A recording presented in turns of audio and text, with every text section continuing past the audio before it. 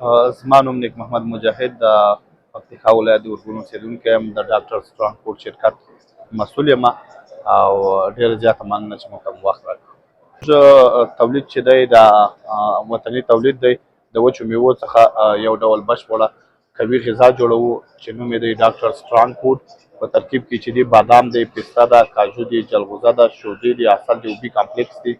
دا د ذهني او جسمي کمزورتیا لپاره د هغه ماشومانو لپاره چې چغچغتیا دي یا کمخونه دي، ضعیفه دي، هغه میندې چې هغوی کمشره دي، ضعیفه دي، کمخونه دي، د هغوی لپاره هغه ځوانان چې روزمره فزیکي کارونه ترسره کوي، د سټریس یا د ستړیا یا خستګي احساس کوي، د هغوی لپاره یوه خاصه او خوندوره غذا ده. زموږ په دې تولید کې چې دی 3 پیکیجه لرو چې 2500 ګرام وزن لري، 1500 ګرام وزن او 1000 ګرام وزن لري. یو نوی پروډکټ چې موږ راایستلی ده هغه بیا په خپل ترکیب کې جنسنګ او د زعفران لري. د جنسنګ ریښې دي او زعفران دي او بادام، پسته او خسته دی، پکې عسل دي. زموږ خدمات چې دی نورو هیوادونو ته دوبۍ او عمان کې دی پلن چې هلته زموږ خدمات شته دی او دغسې نورو هیوادونو ته هم په لټه کې یو. انشاءالله خلکو سره په جریان کې یو او په وخت سره به وشي. زموږ پروډکټ په هکله باندې نام خدا ورځ تر بل نه د مارکیټ تقاضا په زیاتېدو دی، مشتریان پیدا کېږي او ورځ تر بل نه موږ هم آنلاین خدمات کوو، هم فزیکي خدمات کوو. مشتریان ورځ تر ورځ پیدا کېږي. همداسې اوس دغه چې دی بعضې ډاکټران چې دي د ماشومانو لپاره یې لیکي چې دا ټول نیچرل طبیعي شیان دي. نو ورځ تر بل نه موږ انشاءالله د مثبت طرف ته روان یو. خام مواد موږ چې دی له بازار له منډۍ څخه اخلو، خو د یو قراردادي سره زموږ حساب وي. نو د هغه سره زموږ حساب دی، هغه یې موږ ته هغه اعلی کوالټي جنس راته پیدا کوي.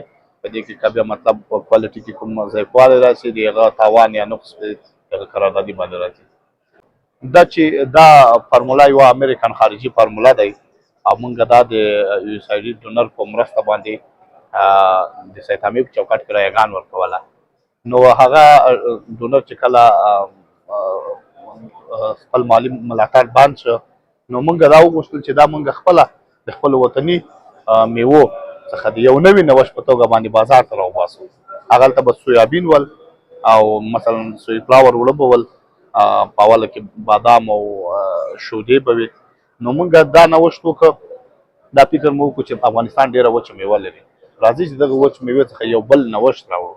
نو په دغه ترتیب سره موږ راغلو او دغه سترانګ فوډ مو ایجاد کړل. وطني تولیدات په اړه زما نظر دا دی چې زموږ هیوادوال موږ څومره تولیدات کوو، هغه د هغوی حمایه، د هغوی رشد د وطنوالو په لاس کې دی. وطنوال باید له خپل وطني تولیدات څخه استفاده وکړي تر څو هم د شرکتونو وال د دوی د استفادې سره مثبت انرژي واخلي، لا تشویق شي او لا نور ځوانان په دې بخش کې نوي نوښتونو ته راشي، په دې بخش کې نوې سرمایه ګزاري وکړي دلته. نو زما خواست له خپلو هیوادوالو نه دا دی چې تاسې هر چېرته چې اوسېږئ یا خپل وطني تولیدات وینئ په ډېر ویاړ سره یې ترلاسه کړئ او وایخلئ. دا زموږ لپاره هم فایده دی، ستاسو لپاره هم فایده دی. نو زما نظر دا دی چې وطني تولیدات ته باید توجه وکړو.